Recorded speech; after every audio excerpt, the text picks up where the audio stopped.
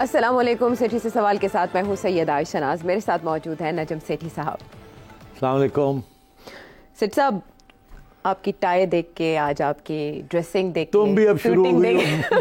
منیب فاروق والا کھاتا کھول دیا تم نے. اچھا, ایسا ہے کہ آج یو آر گوئنگ گرین, تو وہ اٹریکٹ بہت کر رہا ہے رنگ, تو مجھے کسی کنگڈم کا پرچم یاد آ رہا ہے آج آپ کو دیکھ کے. مجھے بڑی اب آج کل میں بڑا پیٹریوٹک ہو چکا ہوں. اچھا, آپ اپنے ملک کی بات کریں. ظاہر ہے. اچھا اچھا, آپ کو خیال ہے میں سعودی عربیہ کا سوچ رہا ہوں؟ ہاں, لیکن میں سعودی عربیہ کا سوچ رہی ہوں. ہاں, برادر اسلامی ملک, دیکھیں نا, برادر ہے نا, مگر میں تو اپنا سوچتا ہوں. آپ اپنا سوچتے ہیں پہلے, لیکن جب ہم اپنا سوچتے ہیں تو ہمیں سوچنا پڑتا ہے برادر اسلامی ملک کا, کہ جب ہم مشکل میں ہوں گے وہ ہماری مدد کو آئے گا. صحیح ہے. تو مشکل وقتوں میں ہمیشہ سعودی عربیہ نے ہماری مدد کی ہے. یہی وجہ ہے کہ پچھلے دنوں میں جب وزٹس ہو رہے تھے, ہمارے وزیر اعظم بھی وہاں گئے, پہلے عمرہ کرنے گئے, بعد میں پھر انویسٹمنٹ کے لیے گئے.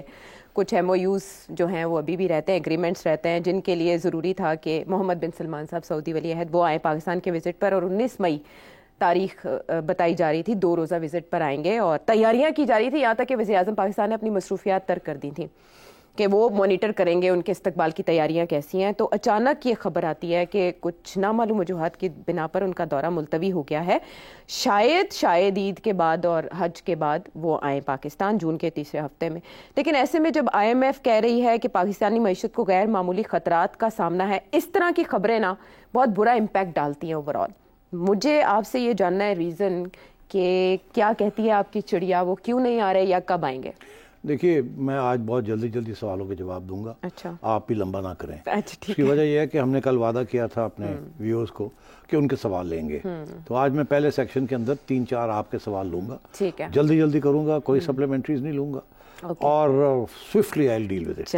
اس کے بعد پھر ہم بات کریں گے اپنے لوگوں دوستوں کے ساتھ, پبلک کے سوال. ٹھیک ہے. تو آپ کا پہلا سوال کا جواب یہ ہے کہ اس کے 2 پہلو ہیں. جی, پہلا جو ہے اس کا آپ نے ذکر کر دیا, مگر ہے وہ دوسرا. پہلا جو ہے وہ کچھ اور ہے. پہلا یہ ہے کہ انہوں نے آنا تھا یہاں, کچھ major M O U sign کرنے تھے, وہ تیاری نہیں ہوئی ابھی. نہ ادھر سے تیاری ہے پوری, نہ ادھر سے پوری تیاری ہے.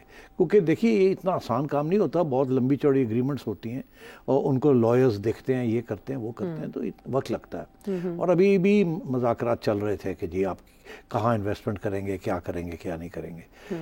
اور آپ کو پتہ ہے جو کل میں نے بات کی تھی, کل یا پرسوں, کہ اسٹیٹ گارنٹیز کی بھی اس میں ایشوز آئیں گے. تو میرا خیال ہے کہ ہوم ورک دونوں کی طرف سے پورا نہیں ہوا. اس لیے یہ تو میں سمجھتا ہوں ایک ریزن ہے کہ ابھی ہوم ورک پورا نہیں ہوا, تو اس لیے انہوں نے سوچا فائدہ کیا اگر ہم ایم او یو پی کے اوپر ابھی ایشو نہیں بنا, ابھی سیٹلمنٹ نہیں ہوئی, کیونکہ آنے سے پہلے دونوں سائڈز جو ہیں یہ ایکسچینج کر لیتی ہیں, اگریمنٹ ہو جاتی ہے. وہ تو وہاں آنا ہوتا ہے صرف سائن کرنے کے لیے, وہاں یہ پڑھائی لکھائی دیکھنے کے لیے نہیں آنا ہوتا کہ یہ لائن ٹھیک ہے یہ ٹھیک نہیں ہے. تو وہ میرا خیال ہے کہ وہاں ابھی کچھ دیر ہے. ادھر سے بھی کچھ تھوڑی سی دیر ہے, ادھر سے بھی کچھ دیر ہے. وہ بھی تو لے کے گئے ہیں نا بہت ساری اگریمنٹس کے مسودے وغیرہ کہ کیسے ہے, ان کے بھی وکیل لگے ہوئے ہیں دیکھنے کے لیے. تو میں سمجھتا ہوں ایک تو یہ وجہ ہے کہ وہ تیاری جو ہے نا وہ پوری نہیں ہے. دوسری وجہ بھی یہ ہے جو اس کا آپ نے کی طرف اشارہ کیا کہ یہاں کے جو سیاسی حالات ہیں, جو انٹرنل پالیٹکس ہے پاکستان میں, پاکستان کی, اس میں سعودی عربیہ کو ڈریگ کیا جا رہا ہے. پی ٹی آئی کی طرف سے سعودی عربیہ کو بھی ملوث کیا جا رہا ہے اس کے اندر. ابھی جو یہاں کنٹروورسیز چل رہی ہیں تو اس میں مروت صاحب اور یہ اور وہ سب کچھ چل رہا ہے. تو اب میں سمجھتا ہوں یہ بات پسند نہیں آتی سعودی عربیہ کے رولرز کو, بھئی ہم آ رہے ہیں آپ کی ہیلپ کرنے کے لیے, اور آپ کی وہاں پولیٹیکل لیڈرشپ ہمارے بارے میں اس طرح کی باتیں کر رہی ہے, پھیلا رہی ہے نا جی, اپوزیشن ہے جو بھی ہے, بالکل, تو ہمارے بارے میں یہ کر رہی ہے. کل کو یہ آتے ہیں یہاں اور پارلیمنٹ کے اندر پی ٹی آئی کھڑی ہو کے پھر کوئی کر دیتی ہے. تو اس لیے میرا خیال ہے کہ he doesn't want to get involved in this. اور تیسری بات یہ ہے کہ کچھ اشارہ ان کو بھی مل گیا ہے کہ ان کے جو سفیر ہیں یہاں وہ بھی لکھ کے بھیجتے ہیں کہ یہاں کے سیاسی حالات کیا ہیں, خطرے کیا ہیں, رسک کیا ہے, اور کیا آپ کے اوپر تبصرے ہو سکتے ہیں, نہیں ہو سکتے, کون کیا بات کر سکتا ہے. اور اب آئی ایم ایف کی طرف سے بھی یہ اشارہ آ گیا, اور ان کو ابھی آج کی ہیڈ لائنز تھی کہ آئی ایم ایف بھی کہہ رہی ہے کہ حالانکہ معاملے صحیح چل رہے ہیں جو, مگر اکنامک فرنٹ پہ, مگر سیاسی انسٹیبلٹی جو ہے اور جو وہاں ٹینشن ہوئی ہوئی ہے ملک میں, وہ اگر جلدی ریزالو نہ کی گئی, اس مسئلے حل نہ کیے گئے, تو سارا آئی ایم ایف کا پروگرام جو ہے یہ ڈی ریل ہو سکتا ہے. بالکل ایسے, تو یہ بھی خدشات ہیں. اور یاد رہے کہ سعودی عربیہ نے یہ پہلے فیصلہ کیا تھا کہ اگر آئی ایم ایف اور ورلڈ بینک، اگر آئی ایم ایف آئے گا تو ورلڈ بینک آئے گا، ورلڈ بینک آئے گا تو بھی آئے گا، پھر سعودی عربیہ بھی آئے گا، تو وہ سارا سلسلہ شروع ہو گیا. اب اگر ان میں سے ایک میجر کھلاڑی آئی ایم ایف جیسا کہہ رہا ہے کہ بھئی گڑبڑ ہو رہی ہے پاکستان میں، حالانکہ سب چیزیں ابھی تک ٹھیک چل رہی ہیں اکنامک فرنٹ پہ، مگر پولیٹیکل فرنٹ کے اندر بڑی انسٹیبلٹی ہے جو کہ اکنامکس کو افیکٹ کر سکتی ہے، تو اس لیے انہوں نے بھی اس کی طرف توجہ دلائی. تو میں سمجھتا ہوں کہ وہ کنونس ہو گئے ہیں سعودیز کہ سیاسی طور پہ ملک جو بھی اسٹیبل نہیں ہے اور یہاں کچھ بھی ہو سکتا ہے، ٹینشنز بہت زیادہ ہیں. ایک طرف ایک فورس ہے جو بہت پاورفل فورس ہے، دوسری طرف ایک عوامی فورس ہے، اور یہ کلیش چل رہا ہے ابھی تک، اور ابھی حال ہی میں ایسے لگتا ہے کہ شاید کلیش بڑھنے والا ہے، کم نہیں ہونے والا. جی بالکل. تو میں نے خیال ہے یہ تبصرے وہ بھی سن رہے ہیں ان کے، تو اس وجہ سے انہوں نے سوچا بیسٹ یہ ہے کہ اس وقت نہ جایا جائے، تھوڑا ڈیلے کر دیں. تو یہ تو جواب ہو گیا. ہاں اس کا جواب ہو گیا، اس کا جواب ہو گیا. اور یہ جو بات آپ نے کہی کہ پولیٹیکل انسٹیبلٹی کو وہ بڑے غور سے دیکھ رہے ہیں، تو فواد چودھری صاحب جو کچھ ایکٹیو ہوئے ہیں کچھ عرصے سے، اس سے پہلے وہ خاموش تھے اور عدالتیں بھگت رہے تھے، کیسز بھگت رہے تھے. اب تھوڑا سا انہیں شاید بریدنگ سپیس ملی، اب پتہ نہیں کیسے ملی ہے انہیں بریدنگ سپیس، آپ بہتر جانتے ہوں گے. آپ نے تو کل خود ہی کہہ دیا تھا کہ ان کا نام ہی نہیں ہے اس لسٹ کے اندر. جی وہ آپ نے جو پڑھے تھے اس میں تو نہیں تھا نام. تو پھر بریدنگ سپیس ملی، لیکن کیسے ملی اصل میں میرا سوال یہ ہے، لیکن میرا اپنے آپ سے سوال ہے کہ پتہ نہیں کیسے ملی. تو وہ کہہ رہے ہیں کہ میں پی ٹی آئی دوبارہ جوائن کرنے کی کیا بات ہے، میں نے تو کبھی چھوڑی نہیں، اور وہ جو باتیں کر رہے ہیں نا لوگ اسے سمجھ رہے ہیں کہ شاید یہ پی ٹی آئی کا موقف ہے، لیکن آپ بہتر بتائیں گے.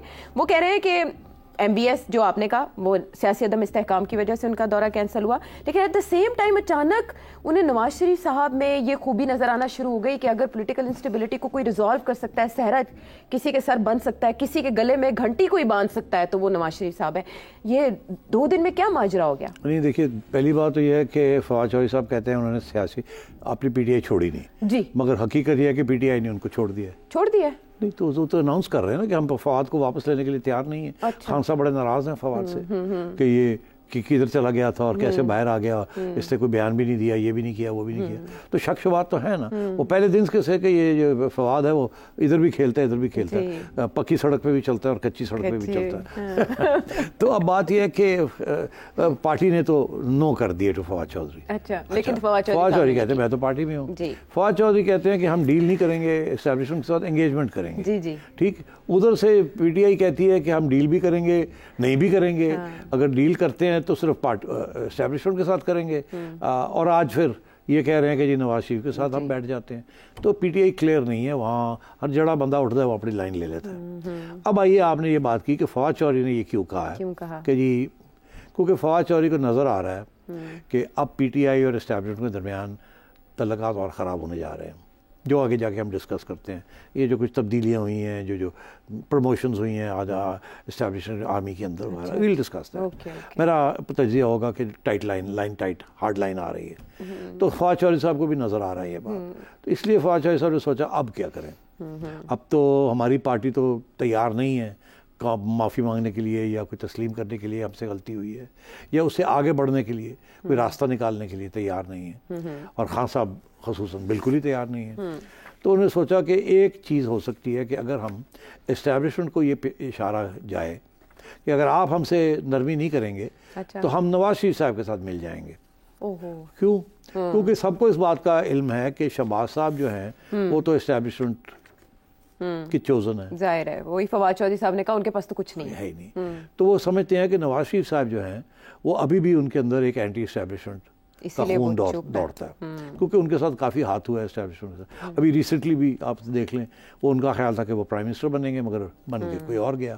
تو ظاہر ہے، تو فواد چودھری کا انالیسس صحیح ہے کہ نواز شریف صاحب جو ہیں وہ آؤٹ تو ہو گئے ہیں، ٹھیک ہے، مگر ابھی انہوں نے سیاست چھوڑی نہیں ہے. ابھی بھی وہ اب پارٹی کو کنٹرول میں لینا چاہ رہے ہیں.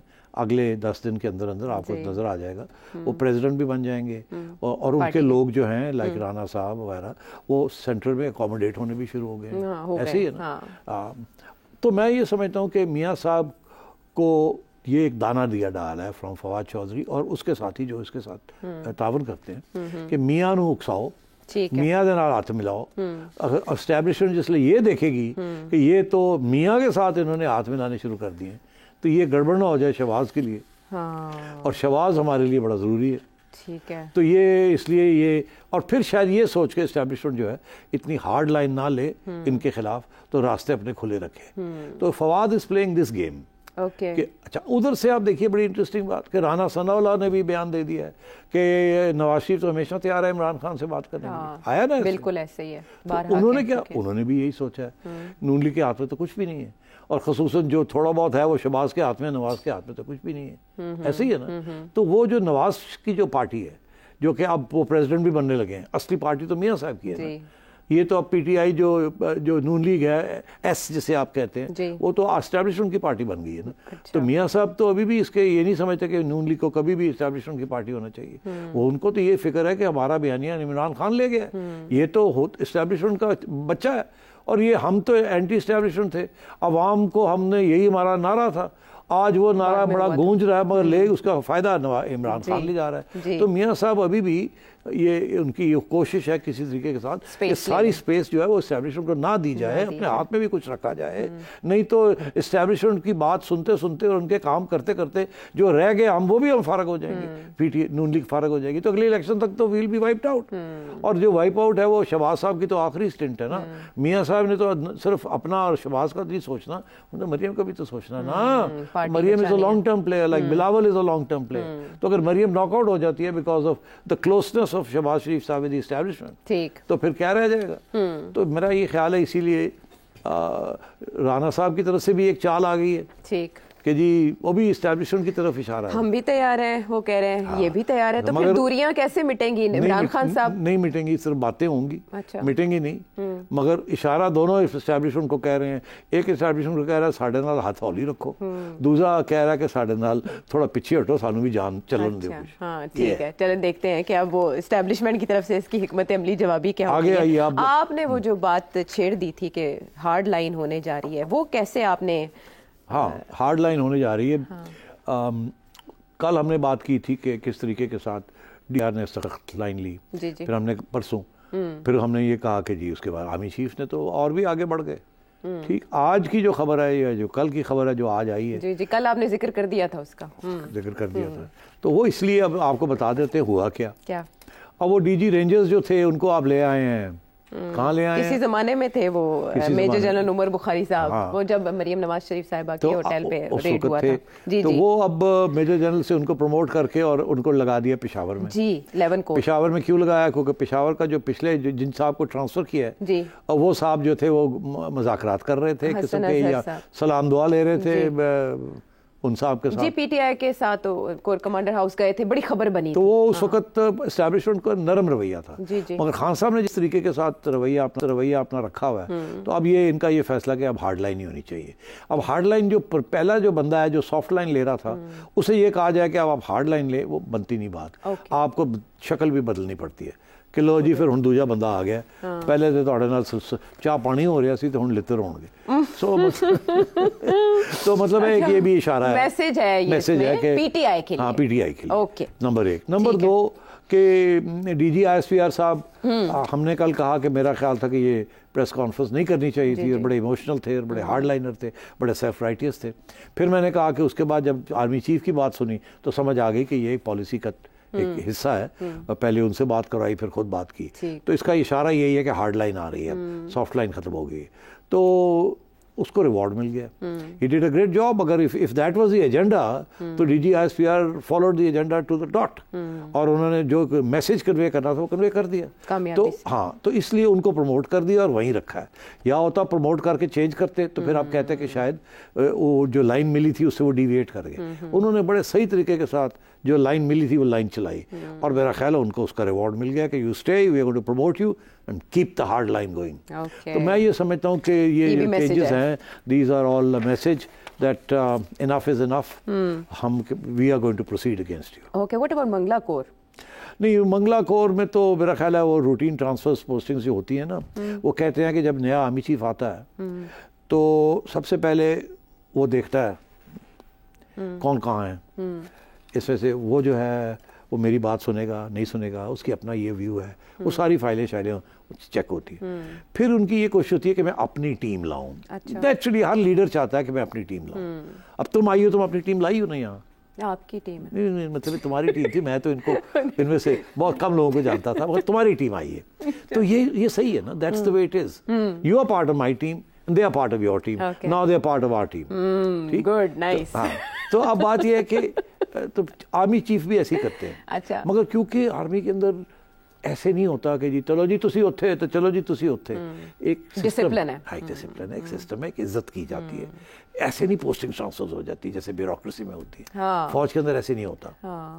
میں آپ کو ایک بہت چھوٹی سی بات بتاؤں, چھوٹی سی کہانی. اب کہانیاں بڑی ضروری ہوتی ہے نا, تھوڑا مرچیں سے سمجھ بھی آ جاتی ہے کلیئر. ایک زمانے میں جنرل آصف نواز آرمی چیف تھے جی, تو کھانے پہ میں بیٹھا ہوا تھا ان کے ساتھ ان کے گھر میں, تو کوئی بات ہوئی تو میں نے ہنس کے کہا, کچھ اب بیک گراؤنڈ نہیں بتاؤں گا, کتاب میں لکھوں گا, کہ میں نے کہا جی وہ فلانے کور کمانڈر تسی چینج کیوں نہیں کر دیں. اچھا, انہوں چینج کر دو.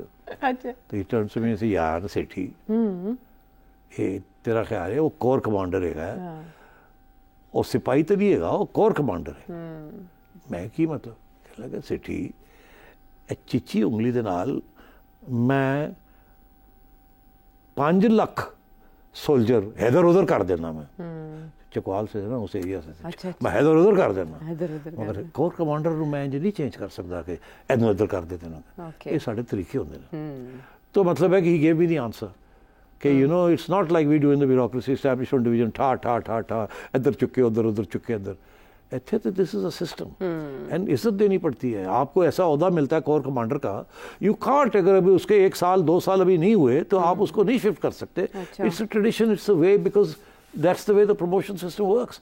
عام طور پہ یہ کہا جاتا ہے کہ کور کمانڈر کے بعد آپ ریٹائر کرتے ہیں once you leave the corps, unless there is a reason کہ there is some transfers and آپ ایک کور سے دوسری کور چلے جاتے ہیں, یا آپ واپس جی ایچ کیو آ جاتے ہیں, یا آپ این ڈی سی چلے جاتے ہیں. ٹھیک ہے. مگر عام طور پہ corps commanders complete their terms عام طور پہ, unless there are compelling reasons. اب جو نیا آرمی چیف آیا اس کا سب سے بڑا پرابلم کیا تھا؟ اس سے سب سے بڑا پرابلم تھا کہ جنرل باجوہ جانے سے پہلے وہ 12 لوگوں کو میجر جنرلز بنا گئے, بریگیڈیئرز ٹو میجر جنرلز, اور باقی لوگوں کو ادھر ادھر کر گئے. وہ ان کی ٹیم تھی. اس وقت وہ سوچ رہے تھے کہ بھئی میں نے اور بھی تھوڑا رہنا ہے. ہاں ظاہر ہے وہ چل رہی تھی نا چیزیں. تو اب یہ ٹیم جو اس وقت انہیریٹ کی ہے کرنٹ چیفز نے, وہ ان کی ٹیم نہیں ہے. تو ٹیم وہ انہوں نے اپنی بنانی ہے. ٹھیک ہے. تو اس ٹیم کے لیے تھوڑا بہت تو رد و بدل ہوگا نا. تو میرا خیال ہے کچھ روٹین ٹرانسفرز ہیں اپنی ٹیم کا حصہ, کچھ ایسے ہے کہ کچھ سگنلنگ بھی کرنی ہے. تو یہ آگے بھی آپ دیکھیں گے اس قسم کی چیزیں ہوں. اصل میں وہ کور کمانڈر منگلا کا اس لیے پوچھا, کچھ دن پہلے ریٹائرمنٹ ہوئی تھی اور آپ نے اس پہ تبصرہ بھی کیا تھا. میں نے کہا شاید اس میں بھی کوئی ایسا ریزن ہو, لیکن آپ نے بتا دیا 11 کور کا بھی, اور باقی جو تبادلے ہوئے ان میں میسج کس کے لیے ہے سمجھا دیا ہمیں. ہم واپس آتے ہیں بریک کے بعد.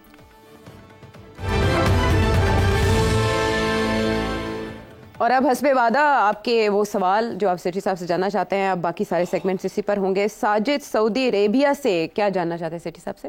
پاکستان میں سارا یہ کرائسس آیا, یہ جو ڈرامہ بنایا گا سیفر والا, تو کیا جو سیفر آیا تھا اگر اسی ٹائم امریکہ کے سفیر کو پاکستان سے نکال دیتے عمران خان صاحب, تو کیا اچھا نہ ہوتا اور یہ سارا ڈرامہ نہ کرنا پڑتا؟ ہاں جی, صورتحال ایسے ہے کہ اس وقت امریکہ کا کوئی سفیر پاکستان میں نہیں تھا. کوئی 2-1 سال وہاں چارجڈ افیئرز ہی رہے ہیں, 20 سے لے کے 22 مارچ اپریل تک. تو جب یہ سائفر کا معاملہ آیا اس وقت ایک چارجڈ افیئر ایک خاتون تھی, اینجلا ایگلر. تو پہلی بات ہے ایمبیسڈر تو تھا نہیں. ڈونلڈ بلوم صاحب جو ہیں یہ مارچ میں ان کو اپوائنٹ کیا گیا, مگر یہ اپریل کے دوسرے ہفتے میں پاکستان آئے تھے. تو اس وقت تک یہ ایشو جو تھا یہ ختم ہو چکا تھا یا آگے بڑھ چکا تھا. اب آئی بات کہ بھئی اگر چلے ایمبیسڈر نہیں تھا تو پھر جو چارجڈ افیئر تھا اسی کو ایکسپیل کر دیتے. بالکل اگر اتنا سیریس معاملہ تھا تو پھر پروٹیسٹ کرتے خان صاحب. اب آپ کو یاد ہے یا نہیں, میں آپ کو یاد دلاتا ہوں کہ اس وقت ہوا یہ تھا کہ 2 باتیں ہوئیں. ایک تو خان صاحب نے یہ فیصلہ کیا کہ کوٹ ان کوٹ ان کے لفظ ہیں play it up, us cipher کو پلے اپ کرنا ہے عوام کے آگے, اس کو بڑی بات بنانی ہے, ہم نے سائفر پر کھیلنا ہے اس کے اوپر. تو وہ تو کھیلنے کے موڈ میں تھے, تعلقات توڑنے کے موڈ میں نہیں تھے, کھیلنے کے موڈ میں تھے آپ کی اور جذبات کو اکسارنے کے لیے, پہلی بات. دوسری بات یہ تھی کہ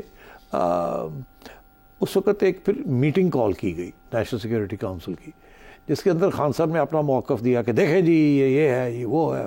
اس میٹنگ کے اندر آرمی چیف بھی تھے, chairman joint chiefs of staff بھی تھے, D G I S I بھی تھے. تو اس کے بعد وہاں جو پھر جب پوری تفتیش کی گئی کہ یہ سائفر ہے کیا کیا نہیں ہے اور کیا رسپانس ہونا چاہیے، تو اس وقت پھر اس کمیٹی کا یہ فیصلہ تھا کہ ایک ڈیمارش، کسی کو ایکسپیل نہ کیا جائے، اس کو اتنا بڑا نہ بنایا جائے، اتنی بڑی بات ہے نہیں، اور خان صاحب کو بھی پتا تھا کہ وہ تو کھیلنا چاہ رہے ہیں اس کے ساتھ، تو یہ تو نہیں کہ امریکہ کے ساتھ تعلقات بہت خراب کرنا چاہ رہے ہیں، اور نہ ہی وہ فوج بھی نہیں یہ چاہتی تھی، تو اس لیے پھر یہ ڈیمارش کیا ہوتا ہے، ایک قسم کا پروٹیسٹ نوٹ کہ ہم نے یہ سنی ہے بات بڑی زیادتی ہے، آپ کو ایسے کرنا نہیں چاہیے تھا، یہ ہو گیا وہ ہو گیا، آگے سے مت کیجیے گا، یہ ڈیمارش ہوتا ہے اس کا۔ تو انہوں نے یہ فیصلہ کیا کہ ڈیمارش ایشو کریں گے، مگر کوئی یہ اتنی سنجیدہ جی بات نہیں ہے جس کے ساتھ آپ تعلقات ہی توڑ لیں، جیسے انڈیا کے ساتھ آپ نے 2019 میں تعلقات توڑے جب انہوں نے کشمیر کو ہضم کر لیا، تو اس وقت آپ نے سارا کچھ ہی توڑ دیا تھا، ایمبیسڈرز بھی وڈرا کر لیے تھے، ایکسپیل کر دیے تھے، اور تجارت بھی بند کر دی تھی۔ تو یہاں ایسا موڈ نہیں تھا، نہ خان صاحب کا موڈ تھا، نہ آرمی چیف کا موڈ تھا یا اسٹیبلشمنٹ کا موڈ تھا۔ تو عمران خان صاحب کو جیسے میں نے کہا وہ کھیلنا چاہ رہے تھے، انہوں نے پوری کوشش کی کھیلنے کی، اب وہی کھیل جو ہے ان کے گلے پڑی ہوئی ہے۔ ٹھیک ہے، چلیں سعودی عرب سے ساجد صاحب کے سوال کیا ڈائریکٹ چلتے ہیں راول پنڈی۔ سہیب صاحب راول پنڈی سے کیا جاننا چاہتے ہیں؟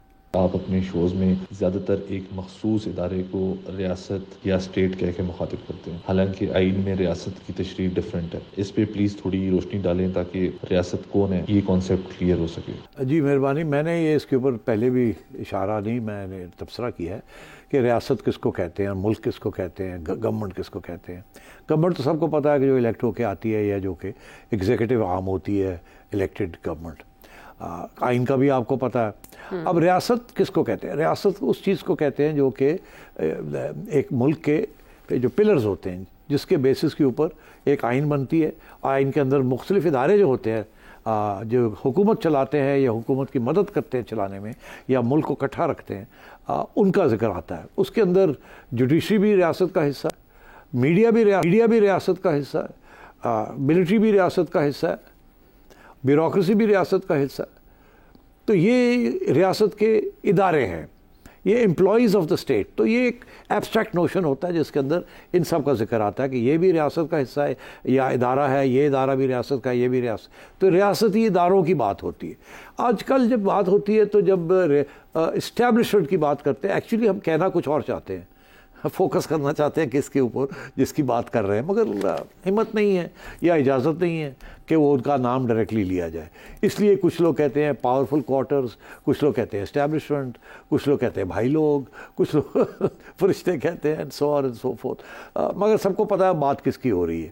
مگر آج کل اور ایک دلچسپ بات ہو گئی ہے کہ صرف بات ان کی نہیں ہو رہی، بات جب ریاست کے اداروں کی بات ہوتی ہے تو پولیس بھی آ جاتی ہے اس کے اندر، جوڈیشری بھی آ جاتی ہے۔ آج کل جو بڑی انٹرسٹنگ سچویشن یہ ہے کہ ایک ریاست کا ادارہ جسے اب اسٹیبلشمنٹ کہتے ہیں، حالانکہ اسٹیبلشمنٹ بھی بائی دا وے ریاست کے سارے اداروں کو ملا کے جو رولنگ کلیک ہوتی ہے اس کو اسٹیبلشمنٹ کہتے ہیں، مگر ہم نے اس کو مخصوص بنا دیا ہے کیونکہ ہم کہہ نہیں سکتے یا اجازت نہیں ہے یا ڈر لگتا ہے کہنے کا کہ جی یہ کس کی بات ہو رہی ہے، مگر سب بات سمجھتے ہیں کہ کس کی بات ہو رہی ہے۔ شاید اشاروں میں اس سے زیادہ فائدہ ہوتا ہے، اس سے زیادہ لطف آتا ہے جب آپ انڈائریکٹ جا کے بات کرتے ہیں۔ اچھا، اب یہ ہمارے ایک ویور ہیں، وہ کیا جاننا چاہتے ہیں؟ میں یہ پوچھنا چاہتا ہوں کہ ایم بی ایس کا یہ جو پورا ریفارمسٹ ایجنڈا ہے، کیا یہ ایجنڈا پاکستان میں بھی آ پائے گا؟ کیونکہ اگر آپ 30-40 سال پیچھے جائیں تو پاکستان میں جو یہ ریلیجس ایکسٹریمزم ہے وہ ساری انہی ممالک کے تھرو فنڈ ہوئی ہمارے مدرسوں میں۔ کیا یہ پوری چیز یہ لوگ ریورس کرا سکیں گے یا ان کا بھی کوئی اس میں انٹرسٹ ہے؟ کیونکہ یہ خود ملک تو کافی اتھارٹیرین ہے، تو کیا یہ ہو پائے گا یہاں پہ؟ جی ہاں، بڑا انٹرسٹنگ سوال ہے۔ وہ یہ کہ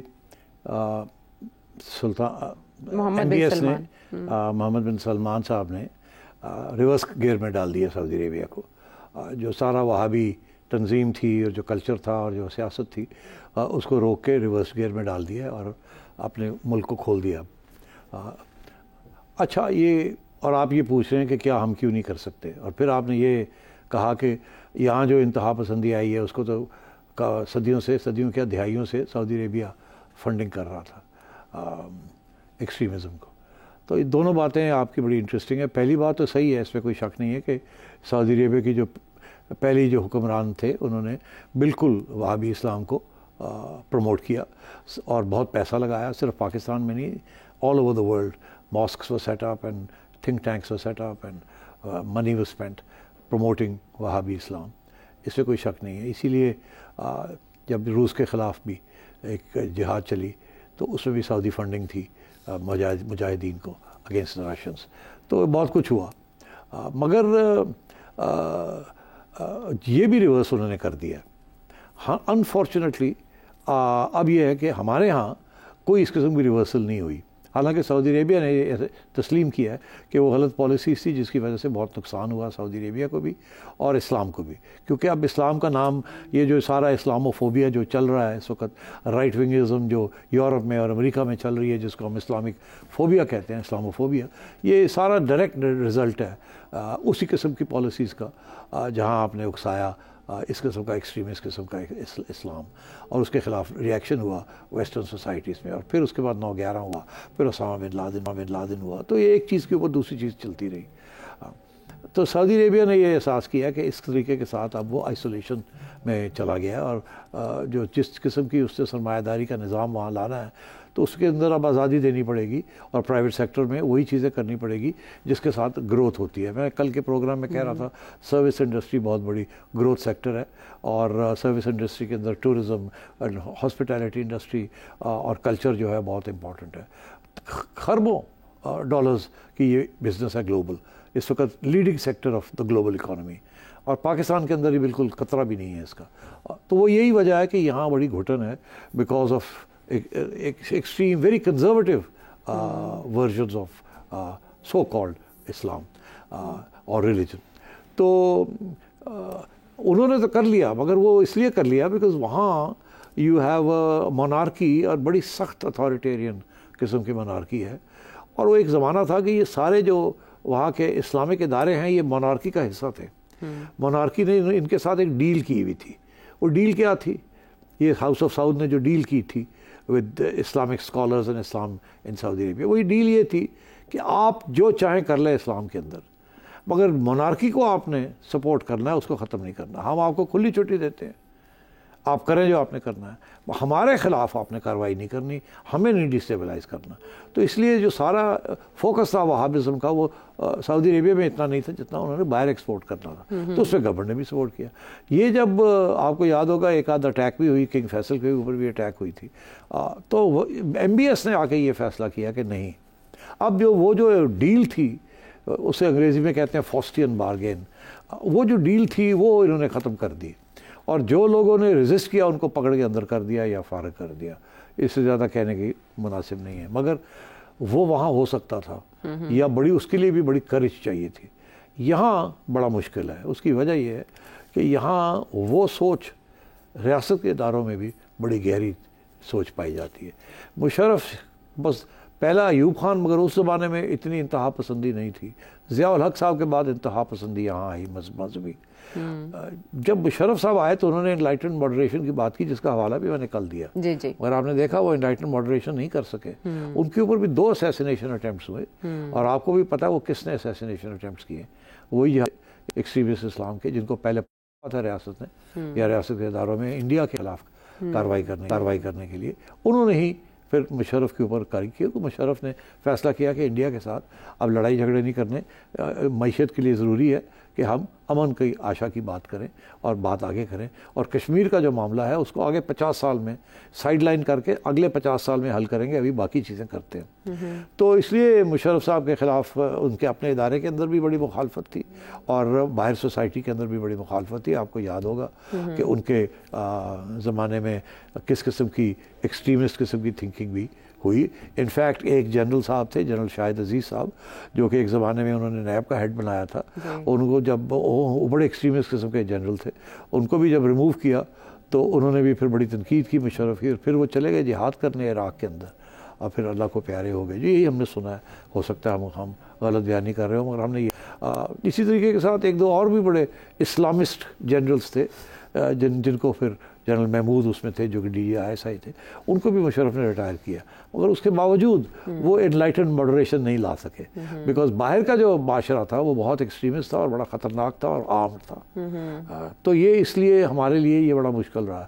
اسی لیے آپ نے دیکھا کہ ایک مذہبی جماعت کو نیوٹرلائز کرتے ہیں یا ڈسمینٹل کرتے ہیں تو ایک اور کھڑی ہو جاتی ہے. تو یہ اسی قسم کے ایشوز ہیں ہمارے یہاں, تو بڑا مشکل ہے, ڈیپ روٹڈ ہے. یہ کوئی ایسا کوئی ڈکٹیٹر آئے یا عمران خان جیسا بندہ آئے جو کہ سمجھے کہ یہ ساری ریاست مدینہ کی جو بات کرتا ہے اس کو سمجھائے کہ یہ ریاست مدینہ کا یہ مطلب نہیں ہے کہ ہم 1400 سال پہلے جا رہے ہیں, ہم وہاں سے جو خوبصورت چیزیں تھی اٹھا کے عوامی وہ ہم ماڈرن اسٹیٹ میں ان کو ٹرانسلیٹ کر رہے ہیں. مگر وہ تو وہاں تک تو نوبت آئی نہیں نا. خان صاحب تو کسی اور ایجنڈے پہ شروع ہو گئے. تو یا کوئی ڈکٹیٹر ایسا آئے فوجی جو کہ یہ سب چیز کو ریورس کرے, مگر وہ تو اس کا کوئی امکان نہیں ہے. بالکل ٹھیک ہے, واپس آتے ہیں ایک بریک کے بعد.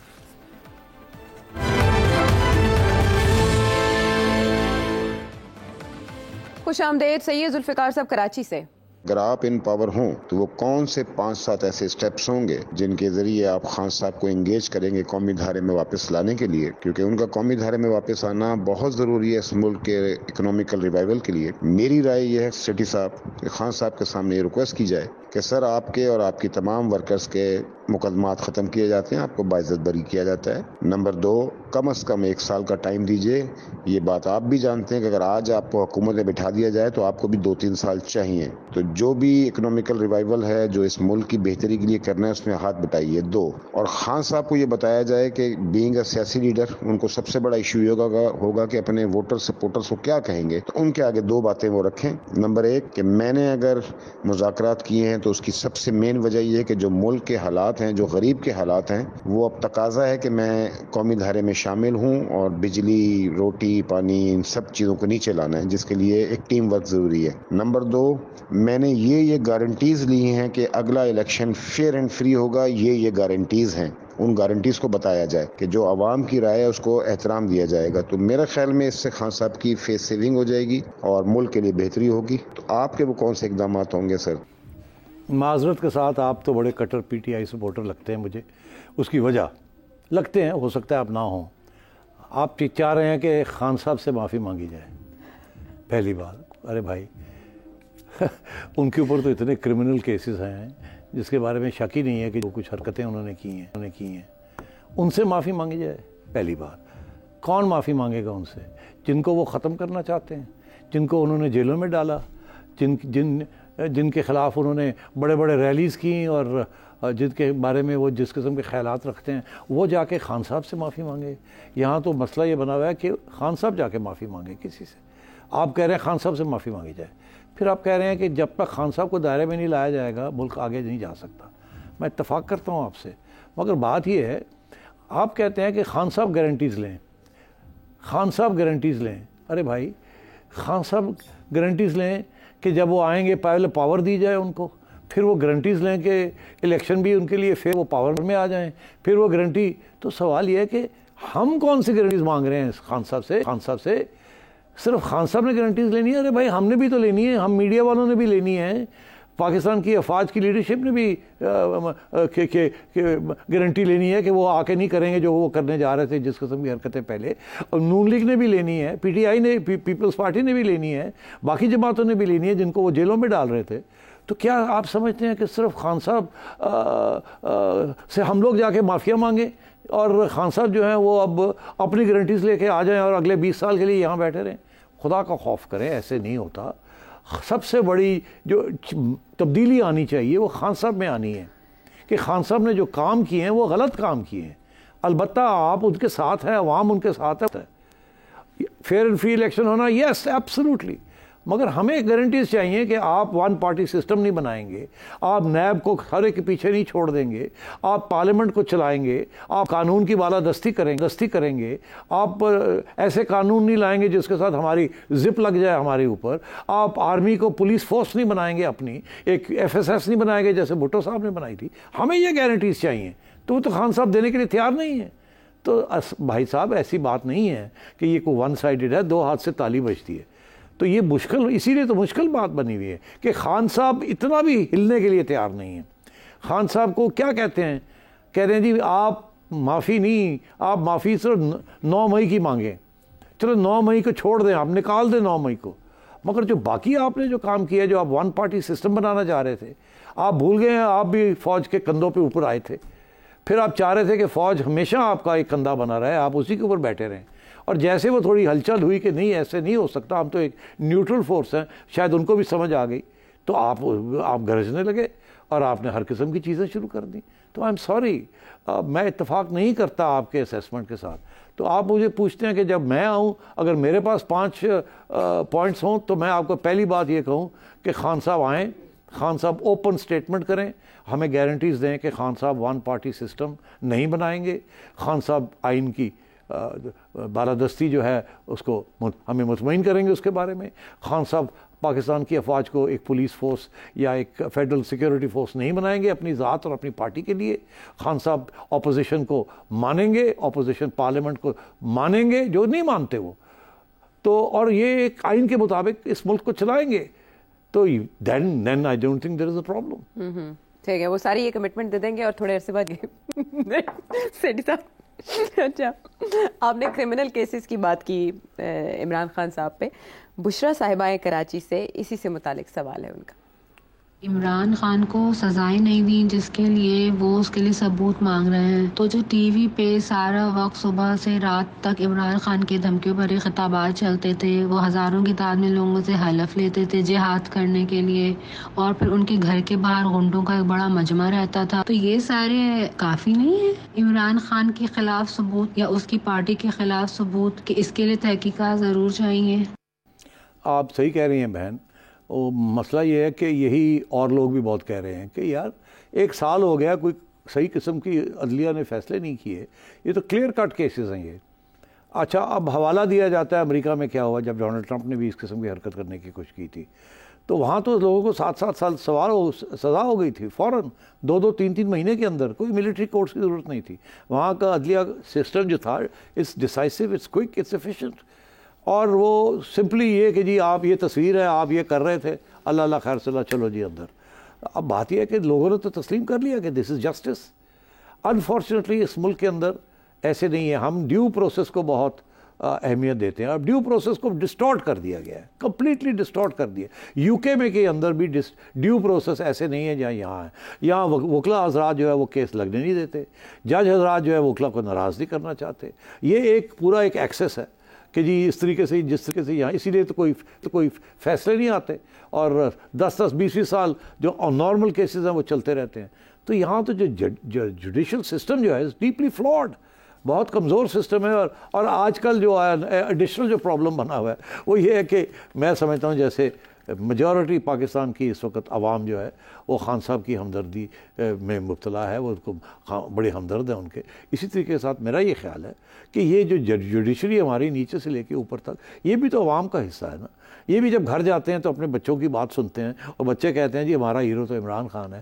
اپنی بڈھی جو ہے وہ کہتی ہے میرا ہیرو عمران خان ہے. تو بندہ اتنے بڈھا کی کرے، وہ کہتا ہے ٹھیک ہے جی پھر میں سمجھ نہیں تھوڑی گل، اس نے گھر بھی تو آنا ہے، گھر آ کے بھی تو سننا ہے. تو وہ ٹلٹڈ ہے اس وقت، and that's the way it is. Unfortunately that's the way it is. اب یہ اس چیز کو کیسے ٹھیک کیا جائے بڑا مشکل ہے. اسی لیے تو یہ آپ دیکھ رہے ہیں کرائسس چلتی جا رہی ہے، ریزالو نہیں ہو رہی. اور یہ اگر ریزالو ہوگی خان صاحب کے حق میں واحد جوڈیشری، تو میں یہ سمجھتا ہوں ایک اور بڑی کرائسس آ جائے گی، بیکاز دین مطلب میں کیا آپ سے. اچھا ویسے ڈونلڈ ٹرمپ بھی پاپولزم تو امریکہ میں بھی ہے، لیکن وہاں کیا وہ گھروں میں نہیں جاتے؟ کیا وہاں پر اس طرح رائے کا اظہار نہیں ہوتا؟ وہاں سینٹیمنٹ کو کوئی بادر نہیں کرتا؟ ادارے کام کرتے ہیں؟ ایبسلیوٹلی ادارے کام کرتے ہیں، یہاں ادارے نہیں کام کرتے. ٹھیک ہے، سینٹیمنٹ اثر انداز ہو جاتا ہے.